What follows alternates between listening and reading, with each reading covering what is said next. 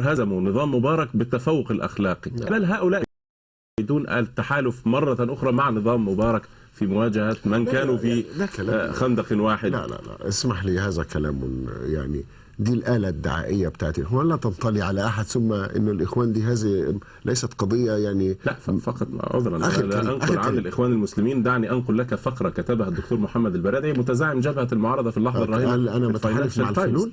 اسمع قال والمفارقة بالنص، أنا أقول لك بالنص: والمفارقة أن الثوار الذين أطاحوا بالسيد مبارك يتلقون الآن الدعم من أعضاء حزبه القديم، إذ اتحدوا من أجل مواجهة مشروع إسلامي غامض يسعى لتنفيذه السيد مرسي ومؤيدوه. هل هذا كلام قاله في الفاينانشال تايمز، كتبه محمد البرادعي. سوف أقرأ الفاينانشال تايمز، لكن أنا لا أنقل عن إسلاميين في هذا، ولكن يعني أنقل عن محمد البرادعي نفسه في مقال كتب. أنا لم أطلع على هذا، أنا مع الأصل سمعتك الآن، ويعني سمعته للتو. لا لو شئت أنقل لك الفقرة بالإنجليزية، لكن هي نفس المعنى، يعني أنا راجعتها ترجمة يعني دقيق.